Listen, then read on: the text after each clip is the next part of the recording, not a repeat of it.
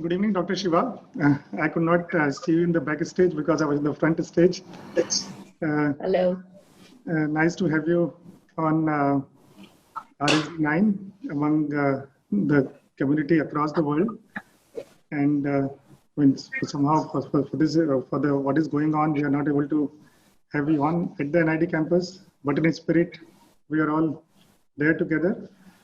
So I would like to introduce you to our participants very briefly. Dr. Shiva is the trained physicist, and she did a PhD in the hidden variables and non-locality in quantum theory from the University of Western Ontario in Canada. She shifted her interdisciplinary research in science, biology, environmental policy, and the Indian Institute of Science in Bangalore.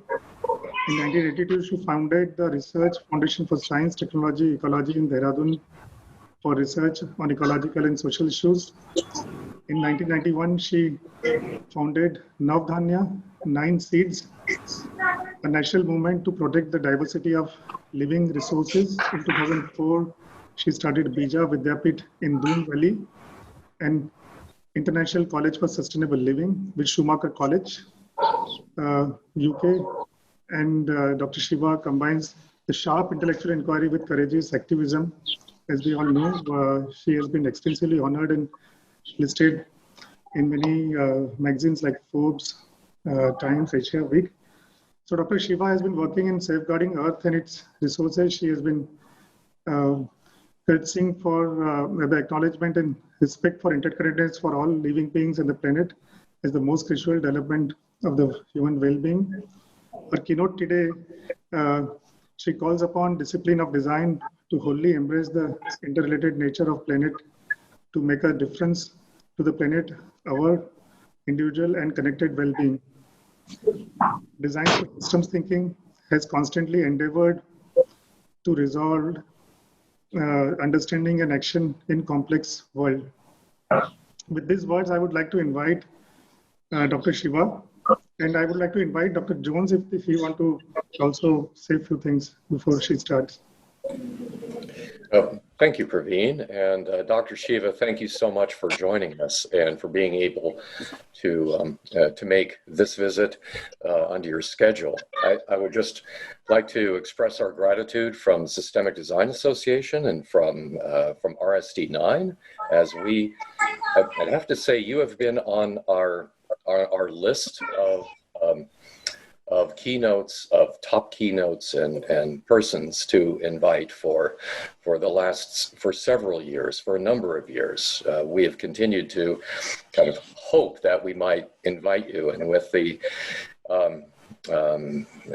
locating RSD9 at National Institute of Design, the Metabud, so happy that you could join us in the Indian context to share with us. I really believe your work has a lot to say to the field of systemic design. I am personally really looking forward to your talk, and thank you for joining us. So with that, over to Dr. Shiva. You want me to start? Yes, please. Thank you so much, Thank you. Praveen. Thank you, Peter. Thank you for RSD9. And while the chair was speaking, I was thinking this is a meeting of 2 nines. As you reminded the participants, Navdanya, the movement I started, means 9 seats. And of course, RSD9 is the 9th RSD meeting. I have been saving seeds since 1987 because I realized it was a wrong design to think that seed is a human invention, and before that, I'd done a study in 1984 on why had violence erupted in the most prosperous place of India, Punjab, where I had done my MSc honors in physics. That same year, there was a leak from a pesticide plant in the city of Bhopal. And in that study of the Green Revolution, which was totally interdisciplinary, and it was a very tricky study because there was a lot of violence. And I don't know, Peter, you might remember there was a Kanishka flight that blew up as part of the violence of that time over Ireland. It was flying from Vancouver to Toronto and on to London, and it blew up just above Cork. That was when security at airports started. Before that, nobody used to check. There were no security machines, there was no police, you just went straight onto the fight. That year, 84, made me look at the design of agriculture. And monocultures, for me, are not the design of well-being for the earth, or for the farmers, or for people. We right now have massive protests in Punjab again, like they were in 84, against new farm laws that would intensify even more the centralization and corporate control of agriculture. So when I realized that companies wanted to patent seed, I said, I'm going to save seeds. But, I had a very, very mundane name for the movement. It was Save the Seeds Movement. Till I traveled to a remote tribal area in Tamil Nadu, border of Karnataka. And I was doing seed collections. And here was this farmer who had 9 crops in his field. Now that to me was absolutely pleasing to the eye and pleasing to my ecological sense.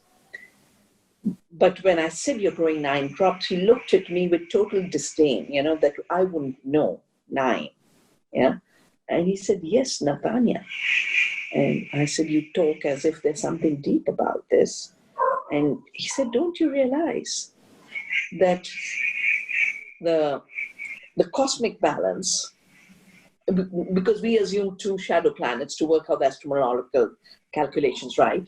So the 9 planets, the 9 crops in my field, and our health are all one continuum of balance. So I got this amazing design lecture from a tribal peasant.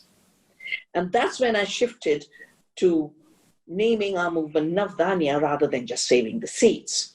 And it is very often that deep design I have learned from ordinary peasants. My early activism began with the Chipko movement, where a resistance, a design for resistance was evolved by my sisters in the mountain. I come from the central Himalaya, and I'm right now in Dehradun, my old home. And the design of forestry, commercial forestry that the British had introduced, was basically an extractive design, that what matters is what you can take out. The forest is a timber mine. Because when you look at ecosystems and you look at nature only as sources of raw material and extraction, you then want to not only reproduce that monoculture of the mind, as I have called it in one of my books, you basically think that diversity is a problem. And diversity is then turned into a disease, whether it's in the forest or on the farm or in our gut or in our culture, what we wear or the way we make our clothes. I remember there was a beautiful song, I think by Pete Singer, of houses on the hillside, and they all look like ticky-tacky and they all look just the same. But just look at the diet around the world. It's all ticky-tacky and it all looks just the same. So for me, design for well-being is understanding the life of living systems. How are they organized? And then your design is co-creation with living system. It's not an imposition. Absolutely indifferent to how the system works. This thinking that for me is now my ecological way of thinking was also my training in physics. My thesis on non-locality in quantum theory was really based on famous Einstein-Rudolph Rosen paradox, which basically said that unlike physical particles where this bottle and this pen are separate things, and we assume they're not connected, the minute you go to the quantum level, then a particle that has been a particle and it's separated the two particles actually never get separated, even if they are light years away. And that is called non-separability and non-locality in quantum theory, which creates the uniqueness of a whole different paradigm, a paradigm of complexity, of paradigm of interaction. There's a very crude way in which it is talked about as observer creates the observed. No, the observer interacts with the observed. And depending on how you interact, you will see a wave or you will see a particle. So design is designing with co-creation. Rather than imagining that the earth is dead inert matter, mere raw material to be extracted, people are mere objects to be pushed into a certain design of clothing, a certain design of housing, a certain design of food, certain design of cities. That objectification, for me, is the beginning of violence. And I wrote a very early book in the 80s called The Violence, Staying Alive, in which I have worked on the epistemology of violence. When you take a living system and define it as dead, and then you treat it as if dead, it is dead, you will never design for well-being. You will design for ill-being. And it is not an accident. As the introductory statement said, we are in the midst of a pandemic. It is totally a result of designing for ill-being. How on earth could we create an agribusiness model that has to constantly invade into new territories, into forests, and then push viruses into the human community? We know in a world that is non-separable that whether it is a quanta or it is pandemics, they come from an interrelated world. As my dear friend Mei Wan Ho, who wrote a book, and she used to get so excited discussing her book with me, an amazing thinker, and she's no more, she died of cancer, but she's written a book called The Rainbow and the Worm. For those of you who are interested in the quantum phenomena in living systems, you can look for it. But this is what she said, that life is self-organized from the tiniest molecule all the way to the planet. So this ranges from the physics of sustainable systems to the naturalistic ethics universally adopted by cultures of the kind of farmer who taught me about 9 seeds. And it is always about designing with life, for life, and therefore not doing harms. Because if something's living, then the first thing you try and understand is what its living patterns are. The second thing you do is design your actions so that you do not cause harm. So in a quantum coherent universe, because her thesis is that the reason right to the molecular level, there is constant interaction and harmony created every minute, is because at the tiniest level of life, there is quantum coherence. And this coherence can only be part of a design of well-being. So in a quantum coherent universe, all beings are both localized as particle solid objects and delocalized as quantum wave functions spread ultimately throughout the universe. This was my thesis on non-locality. Hence, all beings are mutually entangled and mutually constitutive. Thus, harming others effectively harms ourselves. And the best way to benefit oneself is to benefit others. The pandemic is a result of harming the species, the animals in the forest, harming the indigenous people, and that harm has come back to humanity. Climate change is the indifference to the limits, both at the micro level of the soil and soil orbit, the macro level of planetary boundaries, because of a shift that was made when first colonialism and then fossil fuel-driven colonialism, coal and then oil, deepened the metabolic rift. Liebig, the founder of organic chemistry, he talked about the metabolic rift. It's a language he created, since then used to understand injustice, to understand other aspects. But in my thinking, the first metabolic rift is what I call eco-apartheid, the illusion of separation from nature. Apartheid means separation.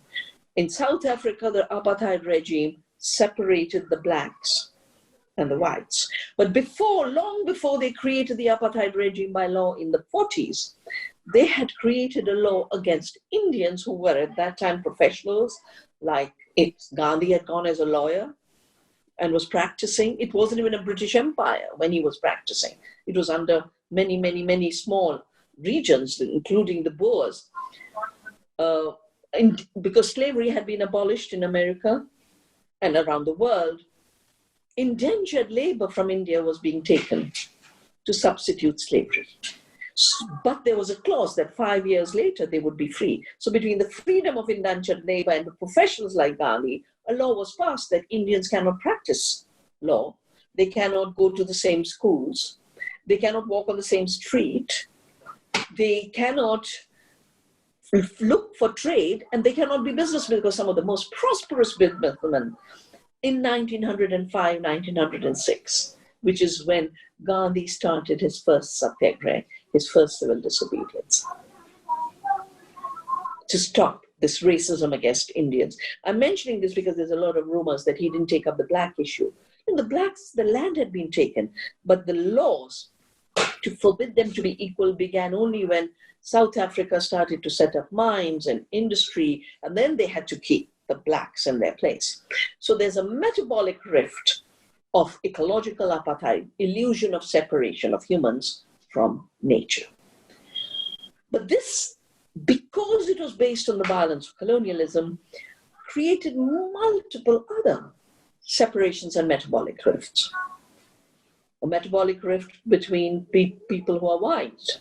And if you look around you, I don't think there's a single country, not Europe, not America, I don't think Canada, I don't think there's a single country that is escaping the new violence of white superiority. Both between those who are trying to rise for justice, like Black Lives Matter, and those who feel under threat that justice is being sought for. And I watched on the screen how people are being killed in Denver, in Portland. So this was the kind of violence that wasn't supposed to exist in the 21st century.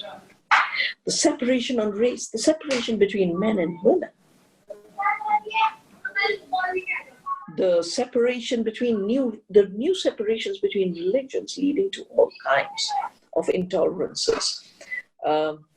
And definitely, because of the design created by bias and an idea of an extractive economy, that the rural areas are for extraction.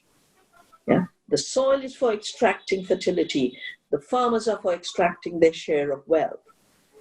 And this then created the metabolic rift between the city and the country.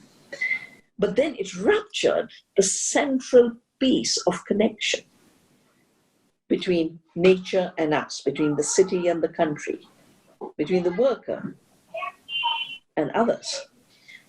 And this is the interconnectedness through nourishment, through food, through nutrition. Every cycle, from the local to the planetary, is a nutrition cycle. Climate change is nothing more than the rupture of the carbon cycle and the nitrogen cycle, because those who found coal buried deep in the ground or oil even deeper thought, now we can cheat the cycles. Or they forgot about the cycles and said, all we need to do is now work with an internal combustion engine and redefine every discipline, redefine efficiency. So you use more energy to produce things, including food, 10 times more energy to produce food than you get. But because you're using fewer people, that disruption led to the assumption that people are the problem. You need to reduce the number of people. So it was a design of disposability. And it's reaching its climax now, where there are people who think you can now have an agriculture. So far, agriculture reduced the population in the countryside and created all the problems of slums and urbanization and everything else. But now there's talk of farming without farmers. And no one has explained to me where all these people will go. No one has explained to me how we will maintain the metabolism of health. If, on the one hand, the pandemics are a result of invading into forests and destroying forest ecosystems, and the viruses coming from the forest to invade into our bodies, the impact of the virus on our well-being is aggravated by another metabolic disorder, which comes from chemical food, junk food, ultra-processed foods. And all of this was supposed to be for improving the situation of people, more food, that was the claim. I have at least 5 books on this, from the Green Revolution book of the 84. I have a book called Who Really Feeds the World, a book called Making Peace with the Earth, which has gone through the science of what really is the food system. Now, the 2 basic things that maintain our body's metabolism are food and water. The 2 basic cycles that maintain the Earth's metabolism are the hydrological cycle, the water cycle, and the nutrition cycles. The rupture of both is the ecological crisis when we look at it at the level of the Earth. The rupture of both is not just the health crisis, but it is also the deprivation and dispossession and poverty crisis. Let me just give you a few examples. So, I don't ever drink from a plastic water bottle. I carry my little flux no matter where I am. It's wounded, it's all dented, but it is still saving me from perpetrating violence against the earth, against local communities. And I woke up to the violence of the plastic water bottle when I was invited in 2002 to a little village in Plachimada in Kerala. And I couldn't believe why they were calling me, but to celebrate Earth Day. So I went to find out. And here were 100 women and children, tribal women and children, and 500 policemen. And they were fighting against a Coca-Cola plant. And they said, this plant has destroyed our water, and we are walking 10 miles. And I find that the limit of women's being able to bear a burden of ecological destruction is the 10-mile limit. Every ecological movement I have studied or been part of is women saying when they walk 10 miles, enough is enough. We've got to redesign the system. And the women of Plachimada sat on a satyagraha, force of truth, in front of the Coca-Cola gate. And they wanted me to join their 1 year of protest on Earth Day. In 1 bottle of water, if you have a liter, 10 liters has been destroyed before that. But if you were to take a bottle of water, 90% of the cost is the plastic making of the bottle, because they're getting the water for free by stealing. And every year right now, billions and billions of bottles are being thrown away. 9 billion barrels of oil are being used to make these water bottles. And here is an example of a bad design. We assume it is convenience. And everything that we've done wrong in design is for shallow ideas of convenience, which to me is making consumers totally lose their ability to think, choose, and live responsibility. But the plastic water bottle, chemical food, ultra-processed food, globalized trade with huge food miles are all part of a bad design. I already talked of the pandemic and the invasion of forests by agribusiness. Why are we growing GMO soya in the Amazon? Look at the perfection of the design of the Amazon, the lung and liver of the earth. And look at the design of a GMO soya. Yeah. You take a bean from Eastern Asia, you shoot with a gene gun into it, a toxic gene to make the soya bean resistant to Roundup, so you can spray more Roundup and make more money out of that. You can sell the soya bean, which now has a patent, which is something I've fought all my life, and thank goodness in India, we have prevented patents on live. We've managed to get Article 3J in our patent laws, which basically says plants, animals, and seeds are not human inventions. And I was also asked by the minister decades ago to help write a law on seeds and plant varieties. And all of the officials were saying, but we'll have to give breeders' rights and monopolies to the companies. And I said, no, we don't. We've changed the WTO rules. And they must be designed to recognize that farmers are the first breeders. So Article 39 of the Indian Plant Variety Protection and Farmers' Rights Act says farmers' right to save, exchange, improve, breed, sell seed can never be taken away. And Praveen, because you are in Gujarat, you might remember that last year Pepsi sued Gujarati farmers, 3 farmers, 4 crores. Crore is 10 to the 8 zeros. For saving potato seeds. And when I heard about this case, I immediately sent my book, which is called Origin, the Plunder of Nature Knowledge in India. And in North America, it is published as Reclaiming the Commons. And it's really my 30 years of work on seeds, biodiversity, intellectual property rights, patents, breeders' rights, the Biodiversity Convention, everything that makes an impact on the design of our work. These laws protect our biodiversity. They are being assaulted very severely. But this book, when it reached the lawyers who discussed it with the judges, they started to talk about having to dismiss the case, and before that, Pepsi had to withdraw it. So let me just mention something as an aside on this.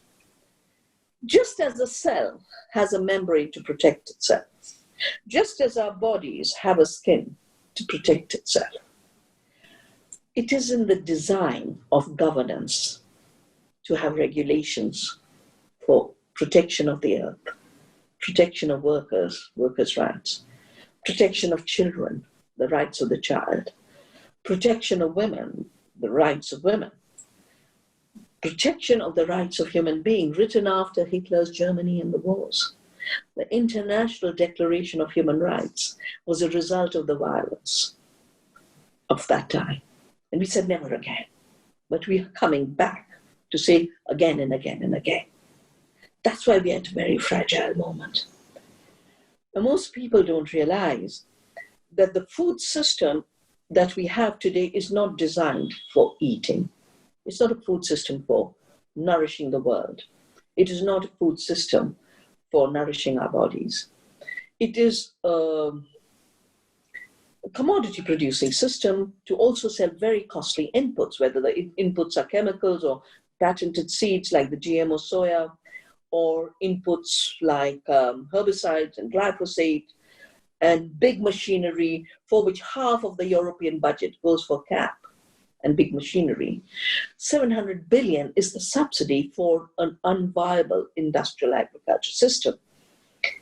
90% of the corn and soya is being grown for biofuel and animal feed. It's not feeding people. That's why hunger grows. 1 billion people are hungry. The World Food Programme just got a Nobel Peace Prize because they're warning that to the billion hungry, a 250 billion will be added because of the lockdown, loss of jobs, loss of livelihoods. And if we continue to go in this design, we're going to see 300,000 deaths every day for lack of food. Now, to me, that's not a very compassionate design of how to live. In the first introduction, mention was made about how poverty and development are India's big challenges. They weren't India's challenges when we governed ourselves. India was the biggest economy of the world. We were 25% of the world economy before we were colonized by the British. And I would suggest to you all, just reading my dear friend Utsa Patnaik's essay in a book called Agrarian and Other Histories, revisiting the drain or transfers from India to Britain in the context of global diffusion of capitalism. That's a short period of British colonialism. $43 trillion was transferred from India to England. This was extracted from the peasant in the form of lagan, and this extraction then left the peasants to hunger and starvation, and we lost 60 million people to famine in the British time. The Bengal famine was the last big famine, but we are creating conditions where famine could return to the world. And because we are deregulating at the same time and destroying the obligations of governments to ensure the right to food of all its people, or the right of farmers to grow food. India's current protests are farmers saying, we are the food sovereignty of India. We feed India. And India's 1.3 billion people are fed by small, tiny farmers. And all the data is showing the smaller the farm, the more it produces. So much work for you designers to see how the design of the small farm actually makes for the potential of co-creation between the earth, her creativity, and the creativity of the farmer. Large farms do not have the potential for co-creativity. They have to substitute care with instruments of violence. Agrochemicals, like Roundup, spraying pesticides, throwing fertilizer, and you can read many of my books to see every one of these chemicals came from Hitler's Germany. IG Farben was the cartel that made them, and Standard Oil and IG Farben worked together. Rachel Carson, in her book Silent Spring, talked about how companies that had got used to making money and profits during the wars could not give up that habit. So Albert Howard, who wrote the book Agricultural Testament, when he was sent to India to improve India, and that's another word, you see, with a colonizing mind, you always want to improve and co-evolve with them and co-create with them. Leave an livable earth for future generations. The young teenagers will march. The design for well-being is joyful, creates beauty, and it gives satisfaction that we work with the truth of how nature functions. We don't work against it with our post-truth theories. People think post-truth only happens on bad TV channels. Post-truth is happening with bad design. Thank you so much.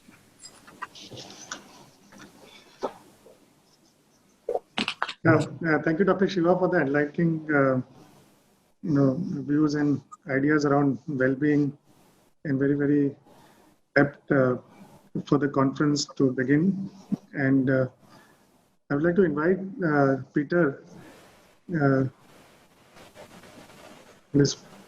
Yes. Thank you, Dr. Shiva. We have so many questions that have been bubbling up in the chat, and in reviewing those with the team, I'd like to provide those in no order. Some of these are very big questions, but let me start with Tima Bansal's question. I love the notion that people are entangled and mutually constituted, much like quantum particles. However, the quantum insight is a metaphor of what we experience at a more macro scale. It's powerful. What are the principles of entanglement at our scale?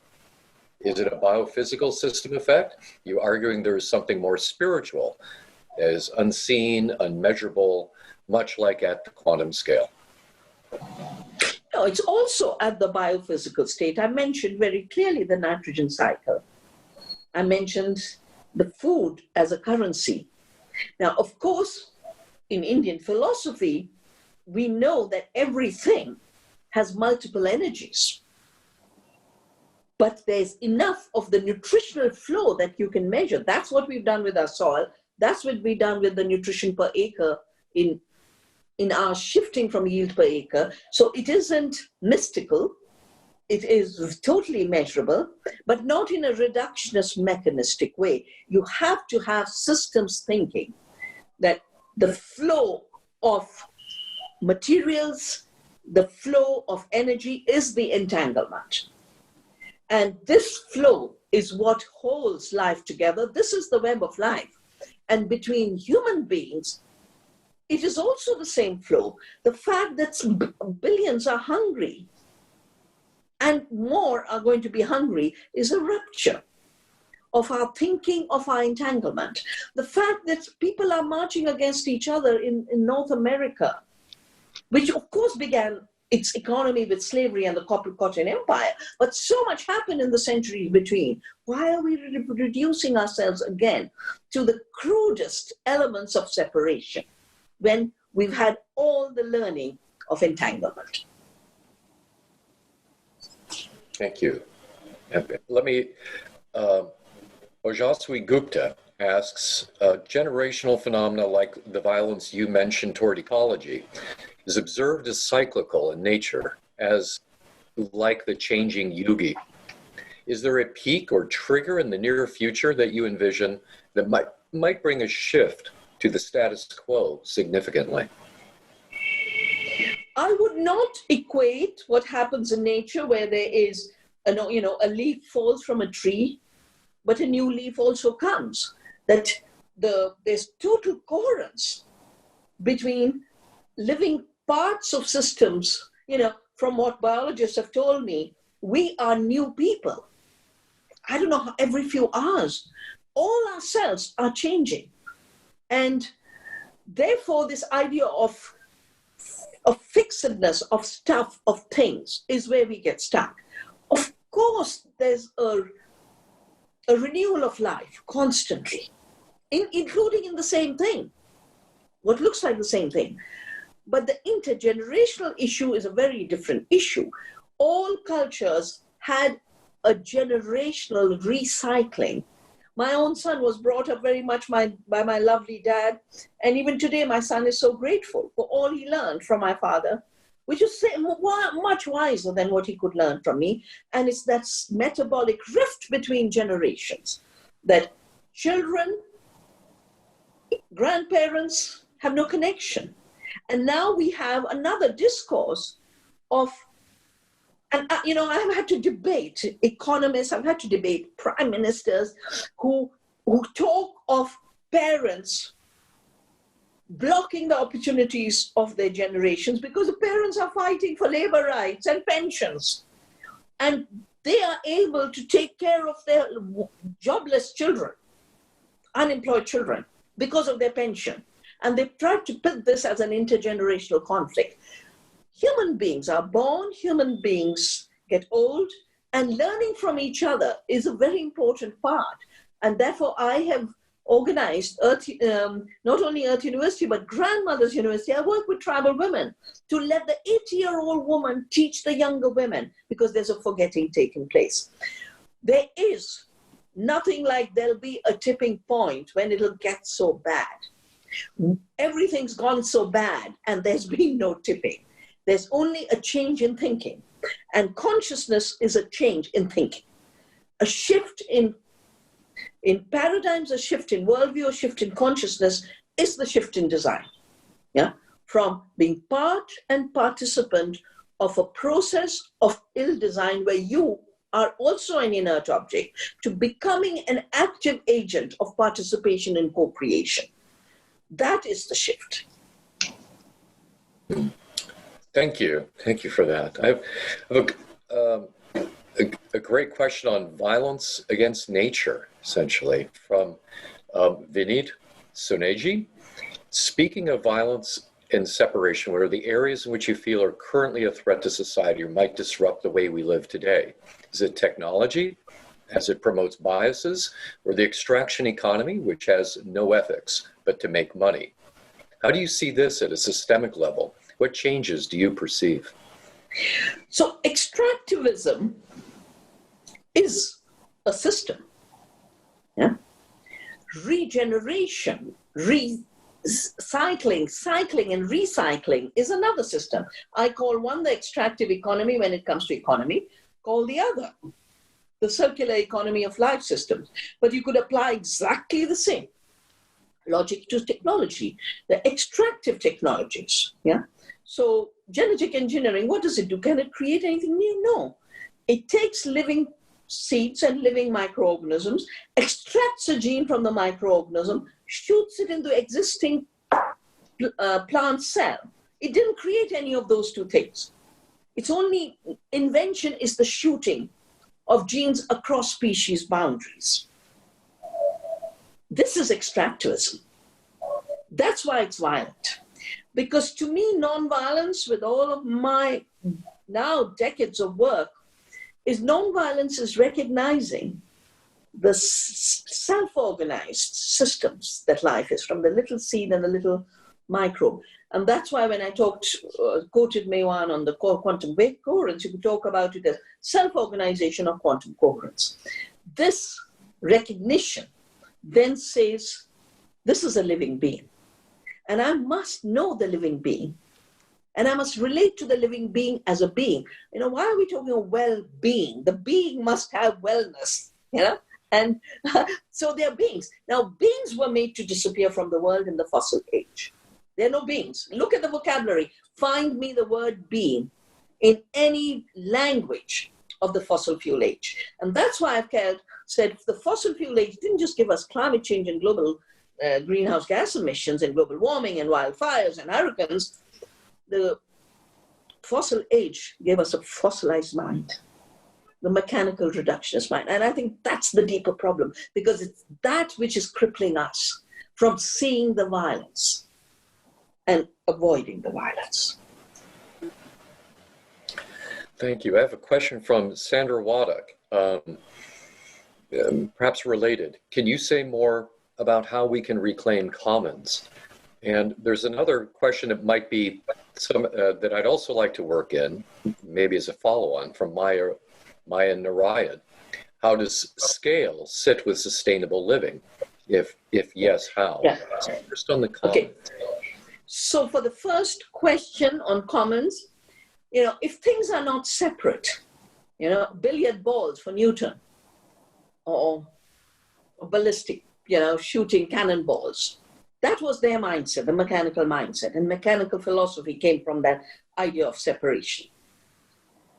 When things are separate, there's nothing in between, right? There's no relationship. But when you're interconnected, then everything that connects creates a commons. So it isn't an accident that at the time where our kind of countries, India was being colonized by the British, within England, the British rich were enclosing the commons. And it took 2 centuries of fights of the peasants, 2 centuries of resistance against the enclosure of the commons. And the enclosure of the commons had 2 ideas. First, to get the land to produce raw material, you know, to put sheep. I remember who's the writer who said, sheep eat men, you know. Everything was put under sheep for the wool in the factories. But the second thing was to get cheap labor. Yeah, peasants growing their own food, you couldn't exploit them in the mines and the mills. So all of this metabolic disruption between the value of what you produced and who gets it are all part of deep thinking. For me, the commons is all the spaces of interconnectedness. And everything that's vital to life is part of a commons. So water is a commons, biodiversity is a common, knowledge of biodiversity is a commons.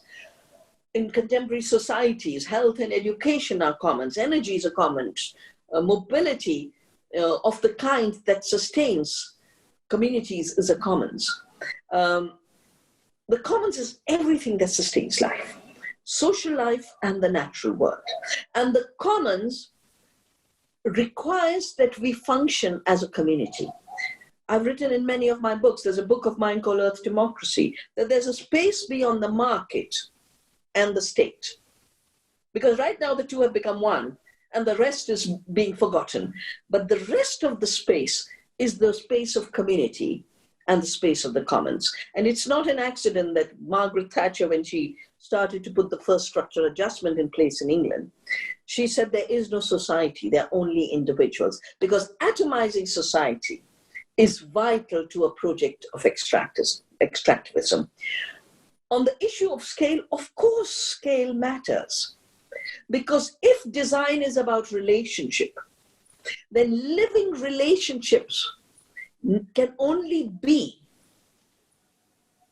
lived at a certain scale. I gave the example of the fact that according to the FAO, 80% of the food we eat comes from small farms. According to Navdania's research, the smaller the farms, the more it's dense, biodiversity-wise. The larger the farm, the more its intensity of fossil fuel use and chemical use. So when you move up in scale, you move up in carelessness.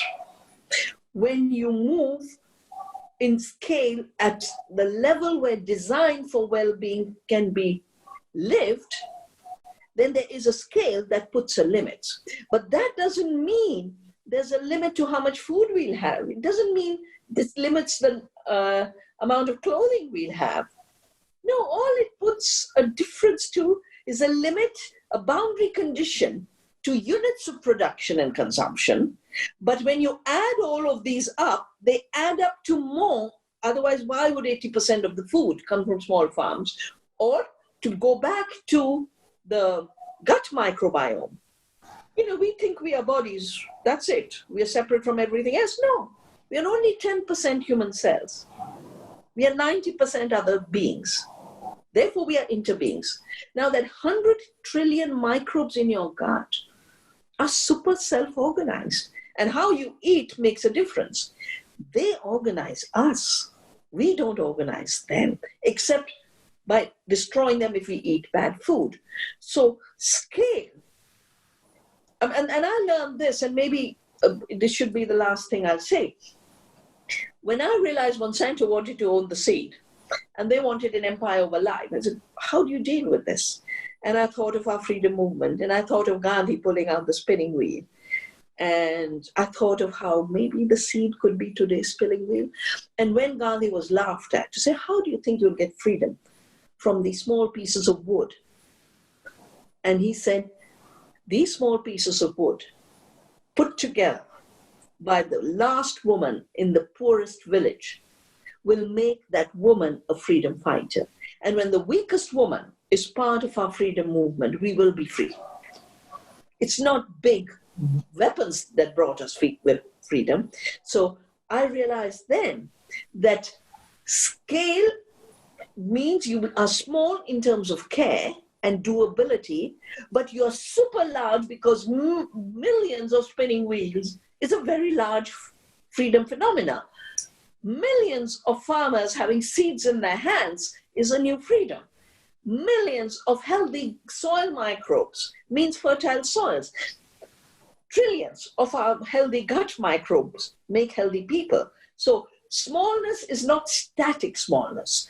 Smallness is interconnected smallness, which makes for large. And a healthier large, a large of well-being than a large of ill-being. And I will end with a beautiful quote of Gandhi that has been my deep inspiration always. He said, I do not see the world as a pyramid where the top crushes the bottom, crushes the Dalits, crushes the women, crushes the landless, crushes the worker. I see the world as ever expanding, never ascending oceanic circles, where the largest circle embraces all within and give it strength. So circle and circle and circle, microbe and microbe and microbe, these evolutions of self-organized systems growing into the large in metabolic balance and metabolic order. After all, when we build up the soil healing, the climate healing, you begin with a small piece of land and make that organic. But billions of farmers doing that can heal the entire big planet. So I think we have to think non-hierarchically, non-one-dimensionally about scale. We have to think of it in the design of recycling and cycling and interconnectedness, and then an entirely different mental framework gets created. Thank you. Thank you for those. Can we keep you for 5 more minutes? That's Sure. I was looking at the watch that we are at 6:30, but if you all, if it's possible, from my questions. side. We have maybe two. I wanted to ask about designers too, but before so I want to just close with questions about what does this mean for us in terms of more, let's say, practical implications for the scale of design. And your insights just now have suggested that what ought we to do in a world that is now conflicted between the scale of the global and the level of action.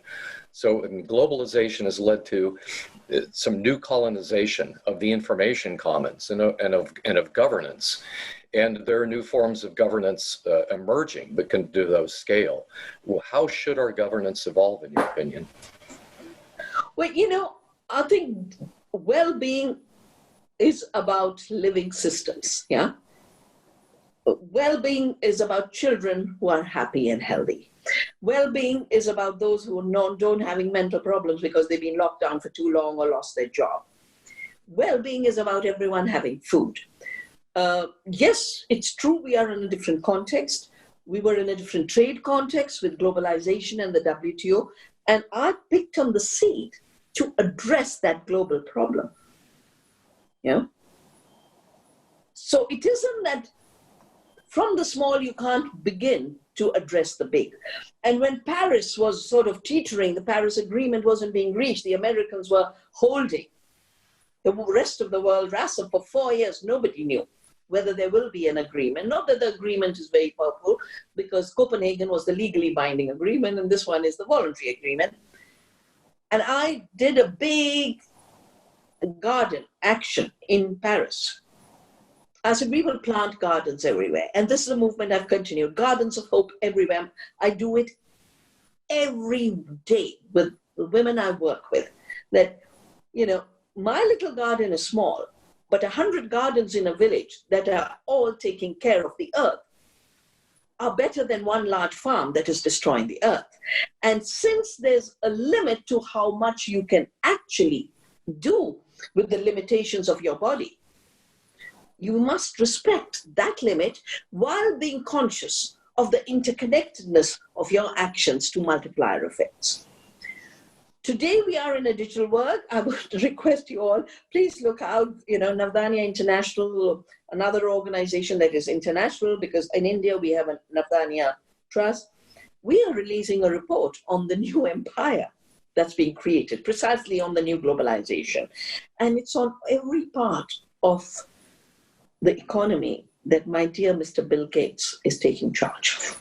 From the seed to the agriculture, to eating impossible burger that will make our poor gut microbiome even sadder than it has been with a McDonald's burger, health, education, engineering the planet to solve climate change, geoengineering it's called, or dealing with the problem created with Roundup Ready crops and superweeds, but pushing species to extinction, which is called gene drives. We are releasing this on 14th. There will be a release with authors from all over the world, and then it will be available on the Navdanya International website. We will then be, of course, talking. On the seed issue, it's the same issue we've been doing. Save your seeds, keep them in your hands. Multiply the seeds, defend the seeds, and spread them as a commons. On food, grow your food, eat your food, know the food farmer who's growing your food. On climate change, do better science. Yeah? Creating artificial volcanoes and throwing iron findings in the ocean is bad, irresponsible science. And gene drives is nothing but Hitler on a global scale. Pushing people to extinction in Hitler's concentration camps was the ultimate unacceptable violence. Pushing species to extinction and trying to get, by bribes and influence, votes of UN systems that are supposed to regulate this, and all in this report. So we are in a new, digital empire. There's a brilliant book by a Harvard professor, Susanna Zoboff, on the new design of surveillance capitalism. We should take it very, very seriously, that we are the new mines, yeah? Not the gold mine, not the coal mine, not the bauxite mine. We are the mines. Our data is the new raw material. So it needs a lot of very, very creative thinking, a lot of creative designing, a lot of courageous coming together, because it takes courage at a time when you're not supposed to even meet with each other. Yeah? And I hope we'll have a time beyond Zoom. I hope we will be actually physically be able to go hug each other, because that's the world we have to create. Yes. Yeah, thank you. Thank you. Yeah, thank you so much, Dr. Shiva, for a wonderful start for RSD. And on behalf of NID and the whole RSD community around the world, I would really grateful that you could find time and share, fantastic food for thoughts. There is a lot of takeaway, and we definitely look forward to, engage with you. We'd like to have you on at NID, or maybe we'll bring our students to your to Navdanya, and it's so inspiring to have this, to have you on the at RSD. Thank you. Thank you. Thank you so much. Thank you. Thank you, Dr. Thank Shiva. you. Thank you, Peter. Thank you. Oh, appreciate you so much. Thanks for the talk. And we have a fantastic discourse in the chat, which we ought to find a way to share. Yes. Please, I'd appreciate that. Thank you. Thank you. Thanks. Of course. Yeah, thank you.